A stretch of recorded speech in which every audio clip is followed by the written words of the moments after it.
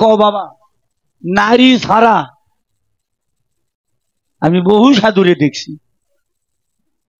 আর বিয়ে করিনি ব্রহ্মচারী। বাবাজি ব্রহ্মচারী, তা ব্রহ্ম তো সবার ভেতরে, তোমার সারি কই?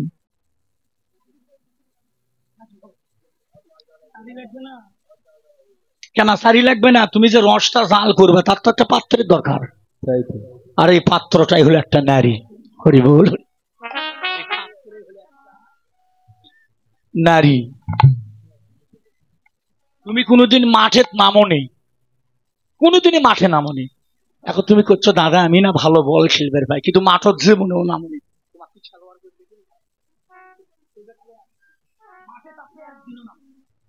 আপনি করছেন আমি ভালো বল খেলবে ভাই, আপনি কোনোদিনই পুকুরে নামেননি। আপনি কোন আমি ভালো সাঁতার খেলতে পারি, আপনার সাঁতারও কইবে? হ্যাঁ। অতএব নারীর কাছে গিয়ে নারীর কাছ থেকে তত্ত্ব জেনে, তিনটে ধ্যান আছে রেশক পুরু কুম্ভকে, এই তিনটে ধ্যানের মাধ্যমে কুলকুণ্ডলিনীকে সাধনা করে চতুর্দল পদ্মে নাভির নিম্ন ভাগে একটা জায়গা আছে, চতুর্দল পদ্ম, ওই জায়গার নাম জীবা। ওখানে চতুর্দল পদ্মে ওখানে আছে জীবাত্মা। আর এই জায়গার নাম সহস্রদল পদ্ম, এখানে আছে পরমাত্মা। যদি কেউ সাধন বলে প্রাণের দ্বারা, শ্বাসের দ্বারা এই জীবাত্মাকে ধীরে ধীরে ঊর্ধ্বগামী করে, কয়েকটা চক্র আছে, আজ্ঞা চক্র, দ্বিদল চক্র, অনাহত চক্র ভেদ করে এই জীবাত্মাকে ধীরে ধীরে প্রাণায়ামের দ্বারা, শ্বাসের দ্বারা ঊর্ধ্বগামী করতে পারে। এই জীবাত্মা আর পরমাত্মার যখন মিলন হয়, এই জায়গাতে আমার ভক্ত ভগবানের মিলন হয়ে যায়। হরি বল, হরি বল, হরি বল, হরি বল। একবারে নগদ কথা, কোনো বাকি নেই। বাকি আছে? বাকি না নগদ? নগদ নামা। আমি প্রথম দাঁড়িয়ে কি কইছি? সাধন ভজন বাইরে না, সাধন ভজন ঘরের ভিতরে কই। সাধন ভজন ওই জায়গাত না, এটা হলো লোকাচার। এই যে মন্দির দেখছেন, এটা হলো লোকাচার। সাধন ভজন ওই জায়গাত না, সাধন ভজন ঘরের ভিতরে। সাধন ভজন হলো স্বামী স্ত্রীর মধ্যে। গুরুর কাছে তত্ত্ব জেনে যদি সঠিক নিয়ম কারণ মেনে আপনি চলতে পারেন, আমি আসরে দাঁড়িয়ে বলে গেলাম আপনাকে বৃন্দাবনে যাইতে হবে না, বৃন্দাবন আপনার ঘরে আসবে, আপনার ঘরটাই বৃন্দাবন হয়ে যাবে। হরি বল, হরি বল, হরি বল। এখন কথা কি বাবা? কথাটা হলো বাবাজিরা, কথাটি হলো কি বাবা, সেই নারী তো আবার পাওয়া লাগবে। তাই বলে কিন্তু সব নারী দিয়ে হবে না, সব নারী দিয়ে কিন্তু সাধন ভজন হবে না। অনেক নারী আছে খালি দুর্গা পূজা আসে 1 মাস আগে থেকে, তাই তো। কি হয়েছে কও? কয় ও তো কি হয়েছে কও? কয় সামনে গেলে দুর্গা পূজা। কয় হ।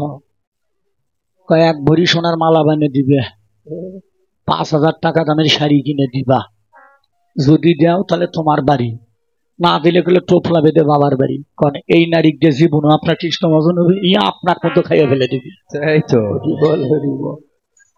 এরা নারী না, এদেরকে আমি নারীর জগতে আমি গ্রহণ করি না।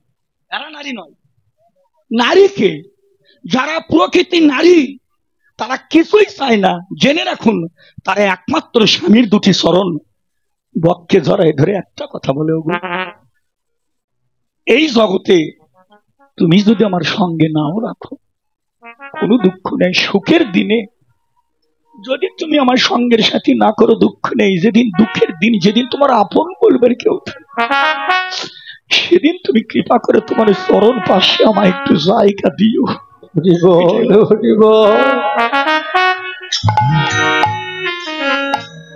হরে কৃষ্ণ ও ও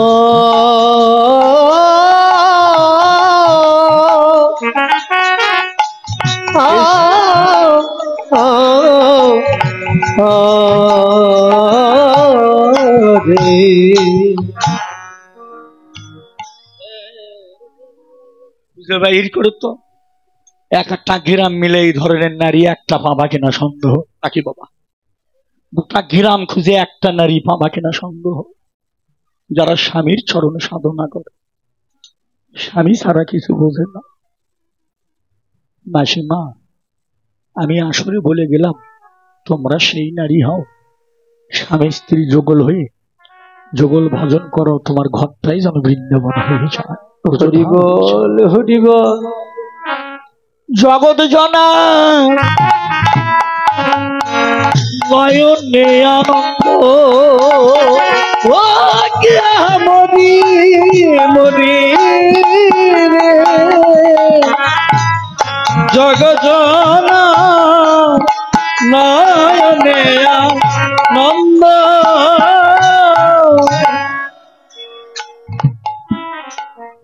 হেমশয়ে অতি গোরা, হেম মানে সোনা, আসতে বাজা ওপরে যাবা না। হেম মানে সোনা। গৌরাঙ্গ মূর্তি দর্শন করে মহাজন ব্যাখ্যা করলেন স্মরণের সঙ্গে, কিন্তু সোনাতে হলো না। বাবা, এই সোনা কত করে ভরি বাবা এখন বর্তমান বাজার? 1,15,000 টাকা ভরি। মা, বাবাজি, 2 লক্ষ টাকা ভরি হোক, 2 লক্ষ টাকা ভরি হোক। যাদের কাছে টাকা আছে তারা স্বর্ণকার বাবুর দোকানে যাবেন, স্বর্ণকার বাবুরে টাকা কিনে টাকা গুনে দিবেন, স্বর্ণকার বাবু আপনাকে 1 ভরি স্বর্ণ দিয়ে দিবে। অনেক মাও, এই কোনো নড়াচড়া চলবে না আজকে।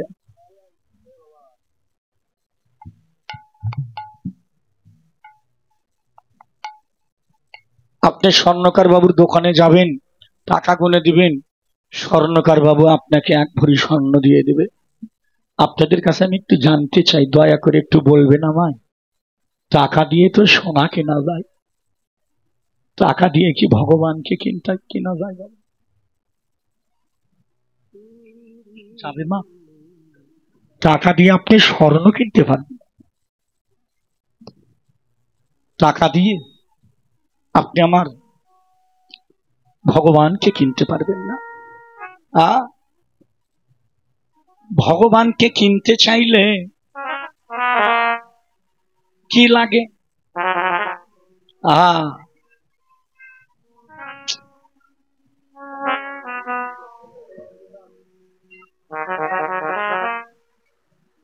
কয় ডাক থামাই, একটা থামালে আর একটা বেজে ওঠে।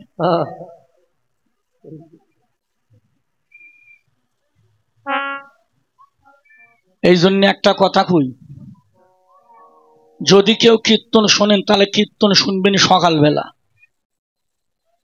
আর যদি কীর্তন শোনেন তাহলে কীর্তন শুনবেন রাত্রি 12টা বাজার পরে। ঠিক বাবা? কারণ ওই সময় যে ভক্তগুলো থাকে এরা হলো বাছাই করা খাঁটি সময়। আরে মাঝখানে যেগুলো গেলে ভেজাল, ওই একজন আইসে অর্ডা তো আনছে, আবার ওর জায়েরও 2টা হাওলাত করে আনছে, কত দুটেউটি। বাবা ভুল কইছি, অর্ডা তো আনছে আরো 2টা হাওলাত করে আনছে, আর জায়ের করছে তোর দুটেউটি। কিসের কীর্তন? ওই বাদাম ভাজা কালাই ভাজা খাটে খাটে। কে গো কি কীর্তন? কি সুন্দর কীর্তন গো। কি কীর্তন? ওই কিসের কীর্তন? বাদাম ভাজা খাওয়ার তালক ছিল। আর ওই মা, কীর্তনটা হলো ভক্তির জিনিস, কীর্তনটা হলো ভাবের জিনিস, কীর্তনটা হলো শান্ত পরিবেশ। সাগরের জলে ঢেউ থাকতে পারে, কিন্তু আসরে কোনো ঢেউ থাকা যাবে না।